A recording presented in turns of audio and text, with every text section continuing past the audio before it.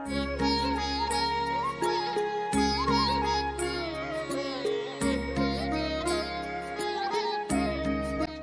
বন্ধুরা, কেমন আছো সবাই? সবাইকে ওয়েলকাম জানিয়ে আজকের ব্লগটা শেয়ার করছি। সন্ধেবেলায় বেরিয়ে পড়েছি মেয়েকে নিয়ে। অটো স্ট্যান্ডে দাঁড়িয়ে রয়েছি, অপেক্ষা করছি অটোর জন্য। ওই যে অটো চলে এসেছে, তবে হয়তো এই অটোতে আমাদের যাওয়া হবে না, কেননা আগে যা লাইন পড়েছে পরের অটোতেই আমাদের যেতে হবে। আজ চলে এসেছি ঢাকেশ্বরী চাইনিজ রেস্টুরেন্টে। চলো তোমাদেরকে ভেতরে নিয়ে যাই। এই পথ যদি না শেষ হয় তবে কেমন হতো তুমি বলো তো। বন্ধুরা, গানের গলা কিন্তু আমার মোটেই ভালো না, একটুখানি শেয়ার করলাম, কেননা এই রেস্টুরেন্টের যে ভিউটা রয়েছে সামনেই ঢুকতে উত্তম আর সুচিত্রাকে বেস করে কিন্তু করেছে। তো তাদেরকে দেখে কিন্তু প্রথমে এই গানটাই মাথায় আসে। তো সেই জন্য আমার এই বাজে গলায় এই গানটুকু তোমাদের শোনালাম।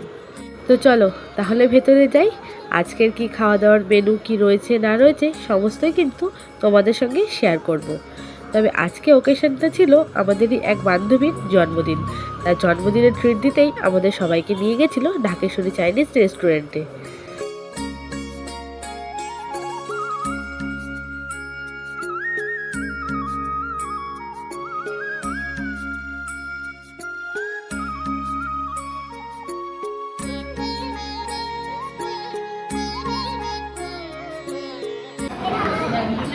হাই গাইস, আমরা এখন এই রেস্টুরেন্টে এসেছি, ঢাকেশ্বরী রেস্টুরেন্ট। তো অনেক ভালো ভালো খাবার পাওয়া যায়। আর সবাই আমরা এসেছি 5 জন মিলে। এই 5 জন একটা গ্রুপ আছে আমাদের।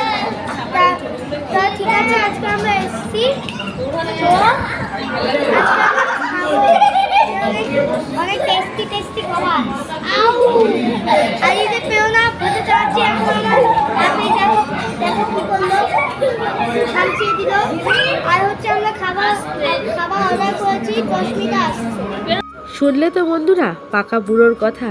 হ্যাঁ বন্ধুরা, ও কিন্তু ওইটুকু ছোট হলে কি হবে, খুব পাকা পাকা কথা বলে। তো এখানে আমরা সব বান্ধবীরা বসে রয়েছি, আর সবাই মিলে কিন্তু আমার ওপরে রাগ করে আছে। রাগের কারণ হচ্ছে আমার একটু পৌঁছাতে লেট হয়েছে, সেই জন্য। তো চলো খাওয়া দাওয়া করবো, তার জন্য প্লেট কিন্তু চলে আসলো।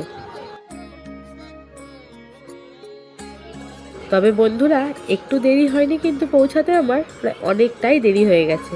তো সেই জন্যই কিন্তু ওরা রাগ করে আছে। তো রাগ করুক, আমি ওদেরকে ঠিক মানিয়ে নেব। তো আমাদের খাওয়া দাওয়ার চলে এসছে। বাচ্চাদের জন্য রয়েছে কিন্তু আলাদা মেনু, আর আমাদের জন্য আলাদা মেনু।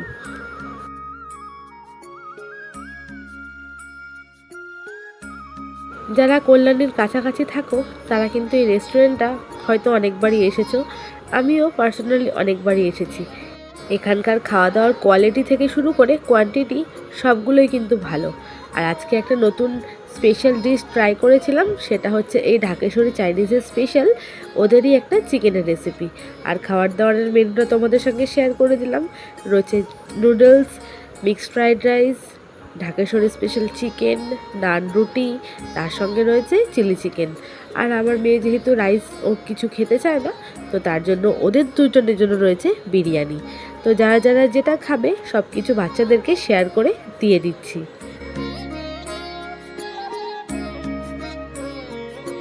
এই যে এইটা হচ্ছে ঢাকেশ্বরী স্পেশাল চিকেনের একটা আইটেম, যার মধ্যে পনির থেকে শুরু করে চিকেন থেকে শুরু করে সমস্ত কিছু দেওয়া থাকে।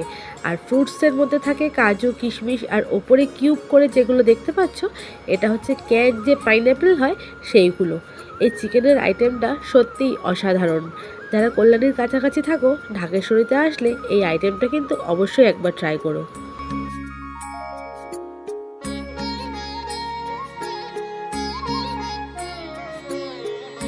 ওখানকার এই শেফের থেকে অনেকবার চেষ্টা করেছি এই রেসিপিটা জেনে নেওয়ার, কিন্তু ওরা কিছুতেই বলতে চায়নি। তো যাই হোক, বাড়িতে তো এই রেসিপিটা বানানো আর হলো না, তো রেস্টুরেন্টে গিয়েই এর স্বাদ নিয়ে আসতে হবে। তো আমার প্লেটেও খাবার দাবার বেড়ে নিয়েছি, এবার সবাইকে শেয়ার করে দিচ্ছি। আর সত্যি এই খাবারটার ব্যাপারে যতটাই বলবো ততটাই কিন্তু কম।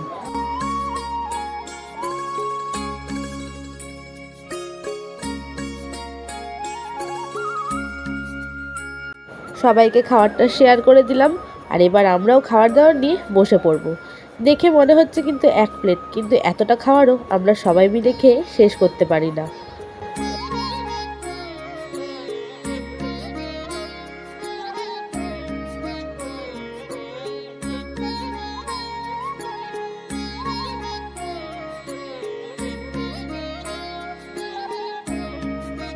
তো চলো বন্ধুরা, খাওয়া দাওয়াটা শুরু করি। আর হ্যাঁ, তোমাদেরকে তো দেখানোই হয়নি যে প্লেটে কি কি খাবার দাবার নিয়েছি। এই হচ্ছে আমার প্লেট, যেখানে রয়েছে 1 চামচ বিরিয়ানি, 1 চামচ চাউমিন, তার সঙ্গে নান, রুটি আর চিকেন।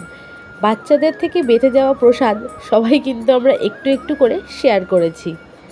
বাচ্চারা তো আর ওই খাবার খেয়ে শেষ করতে পারে না, তো ওদেরটা নষ্ট না করে আমরা সবাই মিলে নিয়ে নিয়েছি। খাওয়া দাওয়ার শেষে সবথেকে ভালো লাগার মুহূর্ত হলো এইটাই, যে মিছরি আর মৌরি খাওয়া।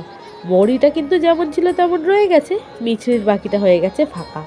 তো সবাই মিলে খাওয়া দাওয়া করে বেরিয়ে পড়লাম বাড়ি যাওয়ার জন্য। আর এইখানে দেখো, ও আমার কানে কানে কিছু একটা বলছিল, তো এই মুহূর্তে আমার আর মনে পড়ছে না। তো যাই হোক, বন্ধুদের সঙ্গে খুব সুন্দর একটা সন্ধে কিন্তু কাটালাম আর এনজয় করলাম। আবার কবে আসবো তার এখনও ঠিক নেই, হয়তো খুব তাড়াতাড়ি বাচ্চাদের পরীক্ষা শেষ হয়ে গেলে সময় কাটাতে চলে আসবো একসাথে। অনেক মজা আনন্দ সব কিছুই হলো। এবার বাড়িও ফিরতে হবে। তো রাত কিন্তু এখন প্রায় 9:45 বাজে। আর এদিকে সানার পাপাও চলে এসেছে আমাদেরকে নেওয়ার জন্য। বাকি বান্ধবীদের হাজবেন্ডরাও কিন্তু এসেছিল, তাহলে আমরা যেখানে গেছিলাম সেখান থেকে ফেরার সময় টোটো পাওয়া কিন্তু মুশকিল হয়ে যেত। তবে আজ কিন্তু কোনো হাজবেন্ডের অ্যালাউ ছিল না, শুধুমাত্র আমরা বাচ্চারা আর ফ্রেন্ডসরাই আনন্দ করেছি। বন্ধুরা, আনন্দের শেষে মনটা কিন্তু একটু ভার হয়ে গেল। যখন আমরা বাড়ি ফিরছি, রাস্তার দুপাশে দেখছি দোকানপাট যা যা ছিল সমস্ত কিছু ভাঙা। পৌরসভা থেকে আজকে কিন্তু সমস্ত কিছু ভেঙে দিয়ে গেছে। কত মানুষ কর্মহীন হয়ে পড়েছে, সামনে পুজো আসছে। যদি মানুষ কর্মহীন হয়ে পড়ে কতটা সমস্যা আশা করি আমরা বুঝতেই পারছি। আনন্দের শেষে এমন একটা মুহূর্ত কিন্তু সত্যি মনটাকে ভার করে দিল।